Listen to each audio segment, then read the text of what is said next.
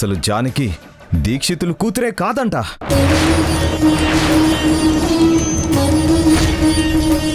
వాడికి బుట్టలో దొరికిందంట.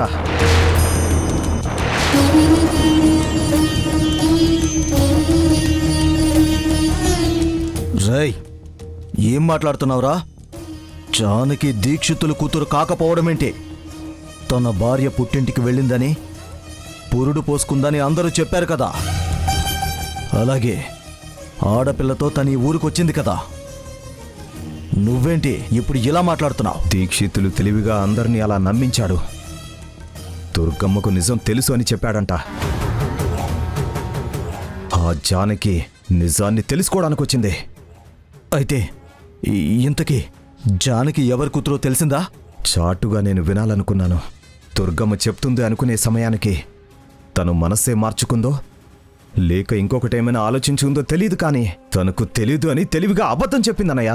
అయితే అక్కడ నువ్వు వింటున్నావని తను చూసిందా? అందులో డౌట్ ఏముంది? ఖచ్చితంగా చూసే ఉంటుంది. దుర్గమ్మ చూడకపోయినా ఆ జానకి గమనించుంటుంది. అందుకే చెప్పొద్దు అని తెలివిగా సైగ చేసే వెళ్ళుంటుంది. ఆయన నిజాన్ని తెలుసుకోవాలనుకున్న వాడివి వాళ్ళకి కనిపించేలా ఎందుకున్నావు బాబాయ్? లేదమ్మా, వాళ్ళిద్దరూ నన్ను చూసే ఛాన్సే లేదు. కానీ దుర్గమ్మ ఎందుకో నిజాన్ని దాచింది. జానకి ధైర్యం చూస్తూ ఉంటే తను ఎలాంటి ఇంట్లో పుట్టుంటుందా అని నాకిప్పుడు అనుమానంగా ఉందమ్మా. దక్షకి పుట్టబోయే బిడ్డకి ఊపిరి తీయాలి. ఆ అమ్మ కోసం నా ప్రాణమైనా ఇస్తాను, కానీ ఆ తల్లి బిడ్డకు అన్యాయం మాత్రం చేయలేనయ్యా. జయసింహ,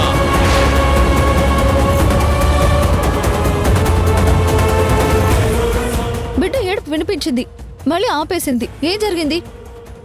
అదేనమ్మా, దాక్షాయణమ్మకి ఆడపిల్ల పుట్టింది. కానీ పుట్టిన పిల్ల పొరిట్లోనే పోయిందమ్మా.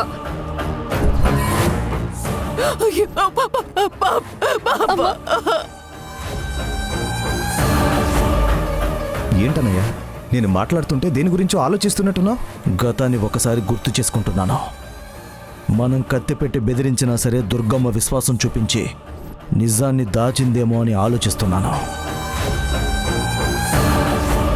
సరే, ఇప్పుడు నిజాన్ని చెప్పకపోవచ్చు, కానీ మనసులో ఉన్న నిజాన్ని ఎవరో ఒకరి దగ్గర చెప్పే ప్రయత్నం చేస్తుంది కదా. ఎందుకైనా మంచిది దుర్గమ్మ ప్రతి కదలిక మీద ఓ కన్నేసుంచో. అది మనకి ప్రమాదం అనుకునే నిజమే అయితే దుర్గమ్మ ప్రాణమే గాల్లో కలిసిపోతుంది.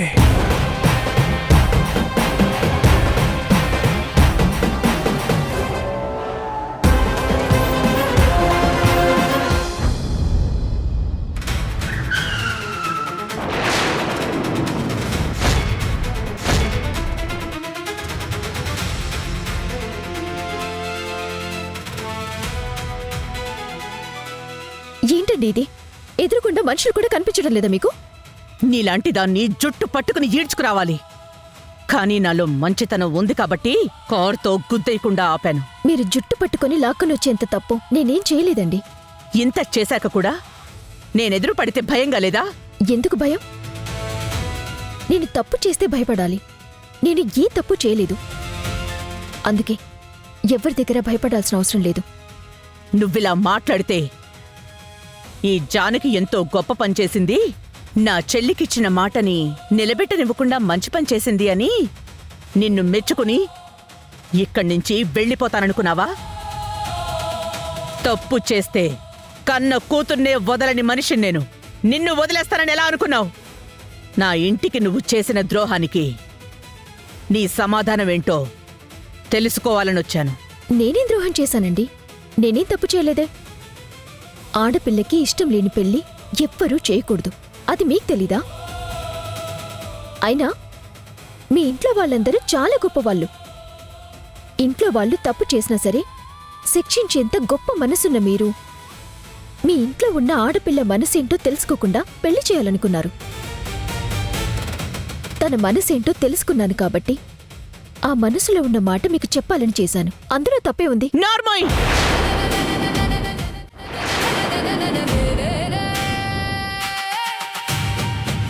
చేసింది చాలక తిరిగి సమర్థించుకుంటున్నావా?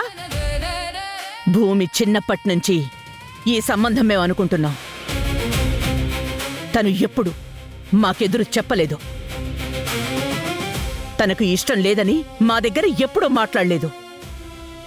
కానీ నువ్వు తన జీవితంలోకి వచ్చాక, నీ పరిచయం ఏర్పడ్డాక, నిన్ను మా అమ్మ మా ఇంట్లోకి తీసుకొచ్చాక భూమిలో మార్పొచ్చింది.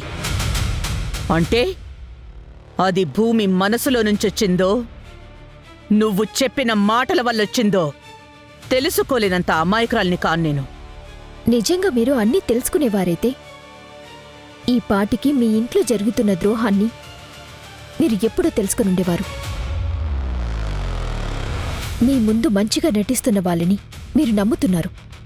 అందుకే నిజమేంటో తెలుసుకోలేకపోయారు. అలాగే భూమి కూడా అమాయకురాలే. తన మనసుని బయటికి చెప్పుకోలేకపోయింది. కాని నేను తెలుసుకునే ప్రయత్నం చేస్తున్నప్పుడు అడ్డుపడింది ఎవరూ కాదు, మీ ఇంటి మనుషులే. చివరి నిమిషం వరకు భూమి మనసులో దాచుకున్నది పెళ్లి మండపం వరకు వచ్చేదాకా సాగదీసింది కూడా మీ ఇంట్లో మనుషులే. ఏయ్! ఏంటి? హా? మా ఇంట్లో వాళ్లే తప్పు చేశారని తెలివిగా నాకే చెప్పాలనుకుంటున్నావా? ఆ రోజు నువ్వు సాక్ష్యాన్ని చూపించావు కాబట్టి ధర్మపీఠం ముందు శిక్ష వేశాను. ఈరోజు మళ్ళీ నీ నోటికొచ్చినట్టు మాట్లాడితే చూస్తూ ఊరుకుంటాననుకోకు. నా ఇంట్లో వాళ్ళు నాకు తెలియకుండా ఏ పని చెయ్యరు. అలాంటిది నా వాళ్ల గురించి నువ్వు తప్పు చేశారని చెప్తే నేనెలా నమ్ముతాను? అదేనండి వాళ్ళ గొప్పతనం.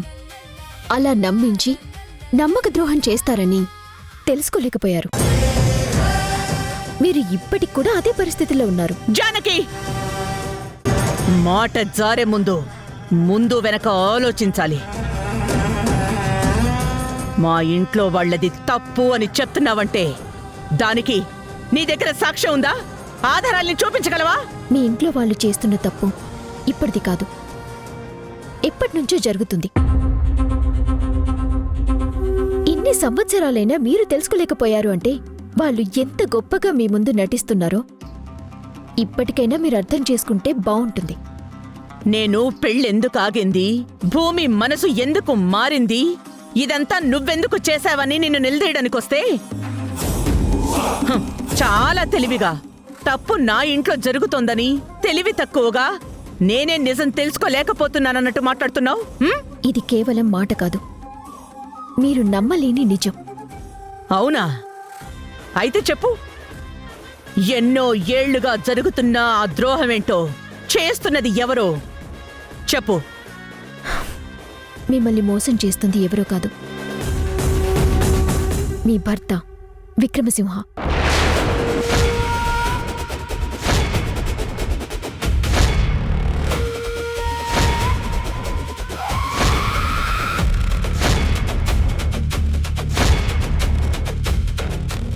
తండ్రికి తగ్గ కూతురిగా మీ పక్కనే ఉంటూ మీకు ఏ నిజాన్ని తెలియకుండా దాచింది మీ కూతురు కుముద. నార్మల్!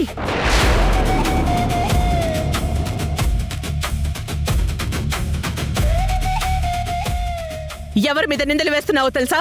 నా భర్త మీద. ఆయనేంటో నీకు తెలుసా? నాకే కాదు, ఊళ్ళో ఉన్న ప్రతి ఒక్కరికి తెలుసు, మీకు తప్ప. ఆ కుటుంబానికి మీ కుటుంబానికి ఉన్న గొడవలేంటో ఇక్కడ అందరికీ తెలుసు. శత్రువు ఇంటి నుంచి వచ్చిన మనిషి సాధుజీవిగా మారాలని మీరనుకుంటున్నారు, కాని శత్రుశేషంగానే మిగిలారని నాకు తెలుసు. అంటే నాకేం తెలియకుండానే ఆయనతో 7 అడుగులు నడిచాననుకుంటున్నావా? 3 ముళ్ళు వేయించుకున్నాననుకుంటున్నావా? అసలు నీకేం తెలుసు నా భర్త గురించి? తను నన్ను ఇష్టపడ్డానని చెప్పినప్పుడు ఎన్ని పరీక్షలు పెట్టానో నాకు తెలుసు. చివరికి నా మెళ్ళో తాళి కట్టే ముందు కూడా నా ఇంటి పేరు మారదు అంటే తన ఇంటిని వదులుకుని నాతో పాటు నా ఇంటికి వచ్చిన మనిషి. ఇన్ని రోజులు నా ఇంట్లోనే ఉంటున్న మనిషి. ఊళ్ళో తను ఎలా ఉన్నా ఆ ఇంట్లో అడుగు పెట్టకుండా తన వాళ్ళని దూరం చేసుకున్న మనిషి ఆయన. ఊళ్ళో వాళ్ళందరూ ఇలాంటి నిందలు వేస్తున్నారు అని తెలిసి ఒకరోజు కొరడాతో కొట్టుకుని ప్రాణాల్ని తీసుకోవాలనుకున్న మనిషి. అంత గొప్ప మనిషి గురించి నువ్విలా తప్పుగా మాట్లాడితే ప్రాణాలు తీసేస్తాను.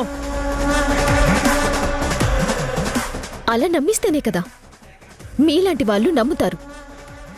అందుకే వేసే ప్రతి అడుగు చాలా తెలివిగా వేశారు.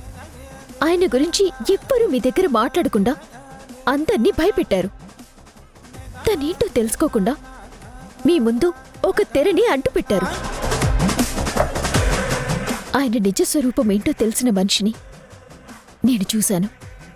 తనతో నేను మాట్లాడాను. అంతవరకు ఎందుకు? మీరు భూమి గురించి ఎంతో ప్రాణంగా అనుకుంటున్నారు కదా, అలాంటి భూమి ప్రాణాలు కూడా తీయాలనుకున్నారు. ఈ నిజం మీకు తెలుసా? నోటికొచ్చిన నిందలన్నీ వేస్తే నమ్మే పరిస్థితుల్లో నేను లేను. దీనికి సాక్ష్యం ఉంటే చూపించు. నిజమైతే నేనేంటో నీకు తెలుసు కదా. శిక్షేంటో వాళ్ళకి తెలుస్తుంది. సాక్ష్యం లేకుండా నేను మాట్లాడలేదండి. ఇన్ని రోజులు నాకు కూడా ఈ నిజం తెలీదు. ఆ రోజు శ్రీరామోత్సవాల్లో భూమి మీద అటాక్ జరిగింది. కానీ నిజానికి భూమిని ముందే తీసుకెళ్లి ప్రాణాలు తీయాలనుకున్నారు.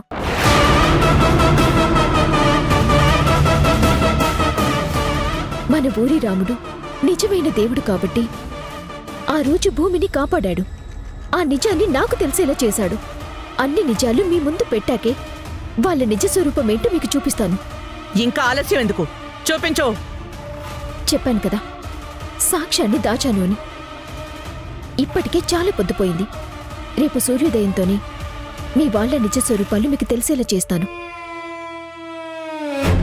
రేపు ఉదయాన్నే మిమ్మల్ని ఒక చోటుకి తీసుకువెళ్తాను. అంతవరకు మీరు నా దగ్గర మాట్లాడిన విషయం ఎవరి దగ్గర చెప్పొద్దు. రేపటి వెలుగుకు కొన్ని చీకట్లే సమాధానమని చెప్తున్నాను. ఆఖరి అవకాశంగా నిన్ను నమ్ముతున్నాను. తెల్లారేక కొత్త కథ చెప్పావో నా పేరు రుద్రాణి. తెలుసు కదా.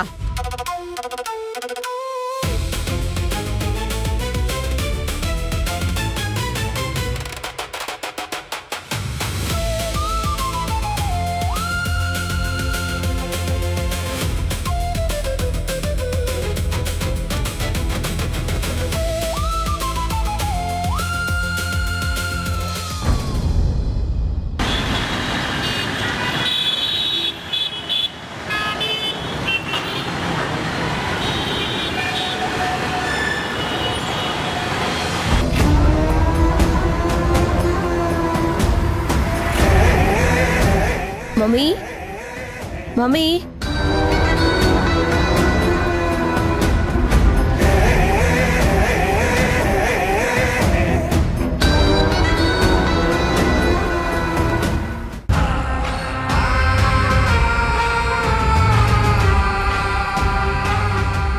సరే, ఆ పని ముగించు. మమ్మీ ఎక్కడికి వెళ్ళి ఉంటుంది? ఏమైందమ్మా? ఎందుకు అలా ఉన్నావు? డాడ్, మార్నింగ్ నుంచి మమ్మీ బావ ఇద్దరు కనిపించట్లేదు. కార్ కూడా లేదు. ఎక్కడికి వెళ్లారో కూడా తెలియడం లేదు. పొరపాటున మన నిజం వాళ్ళకి తెలిసిందంటే మన బతుకేమవుతుందో ఆలోచించావా? ప్రతిదానికి భయపడితే భయం మిగులుతుంది. కానీ పరిస్థితిని తెలివిగా మలుచుకుంటే ఎదుటి వాళ్ళకి ప్రమాదం ఎదురవుతుంది. ఇప్పుడు మనం చేసింది అదే అయినప్పుడు మనం భయపడవలసిన అవసరం ఏముంది? డాడ్, నేనేమంటున్నాను, నువ్వేమంటున్నావు? తప్పంతా జానకిదే అని మనం రుద్రాణిని నమ్మించాం.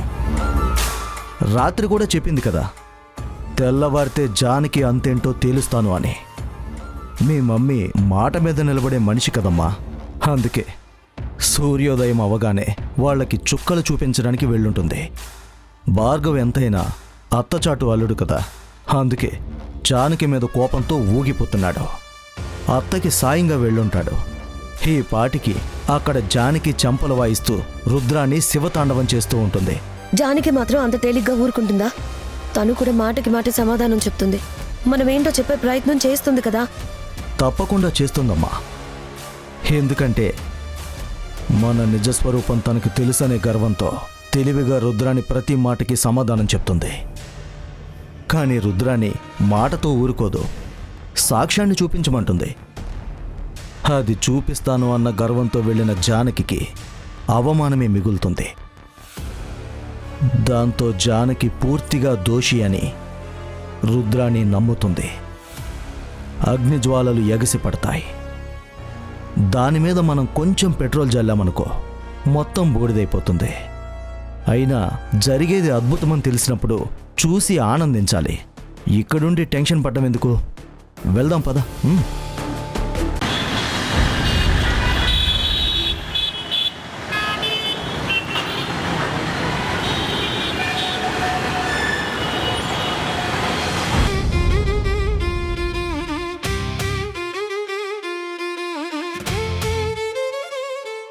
ఏదో సాక్ష్యం చూపిస్తానని చెప్పి తాళం వేసిన ఇంటికి తీసుకొచ్చావేంటి?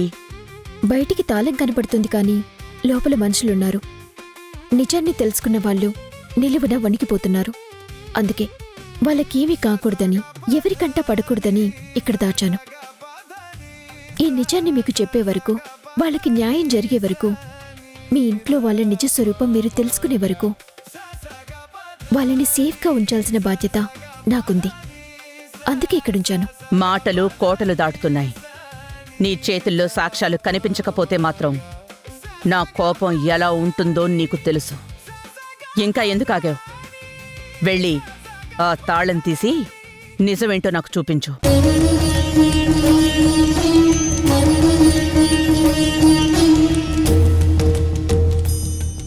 ఏంటి తీసుకొచ్చింది నువ్వే కదా, మళ్ళీ దిక్కులు చూస్తున్నావు?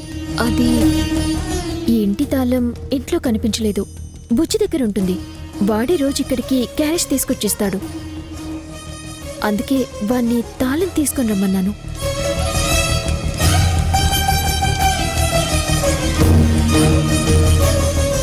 రాను బుజ్జి, లేవు. రండి, మీ కంటితో మీరే చూడండి. వాళ్ళు చెప్పే నిజాలేంటో మీరే తెలుసుకోండి. రండి. నేను లోపలికి రావడం ఎందుకు? వాళ్లనే బయటికి రమ్మను. సరే అండి.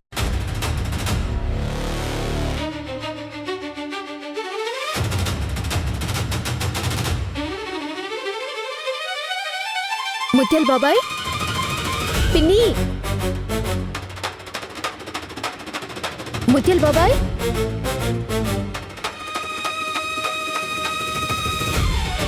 ముత్యాల్ బాబాయ్,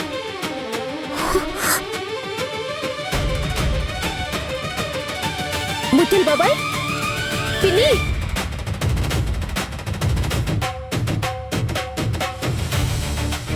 ముత్యాల్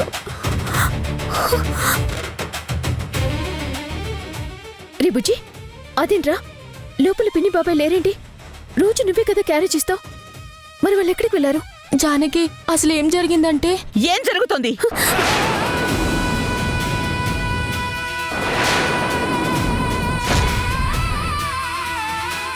నువ్వక్కడ ఒకటి చెప్పావు, ఇక్కడ ఇంకొకటి చెప్తున్నావు.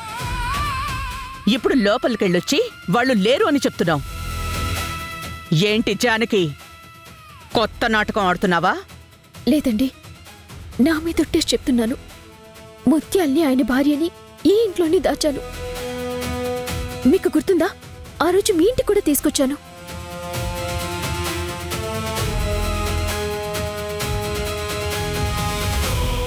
అవును, కష్టాల్లో ఉన్నారు, కౌలుకి భూమి ఇమ్మని చెప్పావు. పెళ్లి జరిగాక చూస్తాను అని చెప్పాను. సాయం కావాలి అంటే చేస్తాను అని చెప్పాను. ప్రతిదీ నాకు గుర్తుంది. అంతవరకు నేనే చూసుకుంటానని నువ్వు చెప్పావు. ఇప్పుడు వాళ్ళ గురించి ఎందుకు చెప్తున్నావు? ఆ రోజు మీ ముందు నిజాన్ని చూపించడానికి వాళ్ళని తీసుకొచ్చానండి. కాకపోతే అక్కడ మీరెంతో సంతోషంగా ఉన్నారు. పెళ్లి గురించి ఎంతో గొప్పగా మాట్లాడుతున్నారు. అందరూ అంత ఆనందంగా ఉన్నప్పుడు ఈ విషయం ఎందుకు చెప్పాలని, అంత జరిగాక చెప్దామని వాళ్ళని ఇక్కడే దాచాను. కానీ ఇప్పుడు వాళ్ళు కనిపించట్లేదు. నార్మల్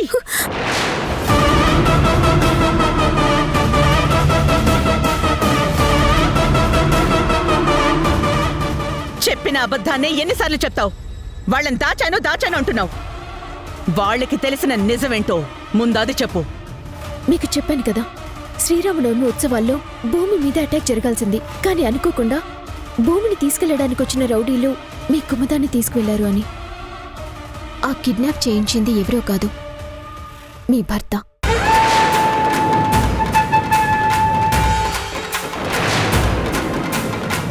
కుముద అచ్చం భూమిలాగే ఉంది కాబట్టి తన మీద ముసుగు వేసి ఆ ఇంట్లో హత్య ప్రయత్నం చేశారు.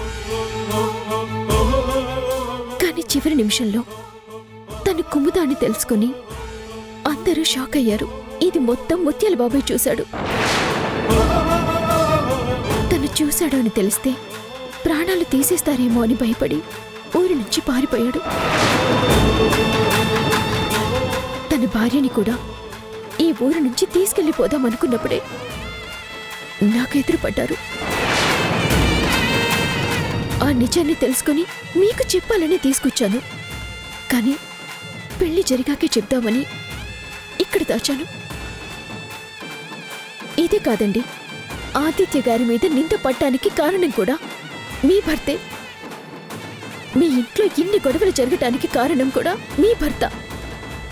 అంతవరకు ఎందుకు? ఒక విధంగా మీ చెల్లెలు దక్షమ్మ చనిపోవటానికి కారణం కూడా మీ భర్తే అని ఆదిత్య గారు నాకు చెప్పారు.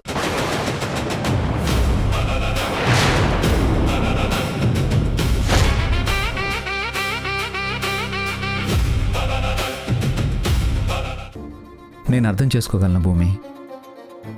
ఆడపిల్ల మనసులో ఇష్టం లేకుండా తాళి కట్టేంత సంస్కారం లేనివాడిని కాదు నేను. నువ్వు అక్కలా భావించే జానకికి నీ గురించి అన్ని విషయాలు తెలుసు. కనీసం తను కూడా మాకు చెప్పలేదు. పెళ్లి దగ్గర పడే వరకు జానకి కూడా ఈ నిజం తెలియదు.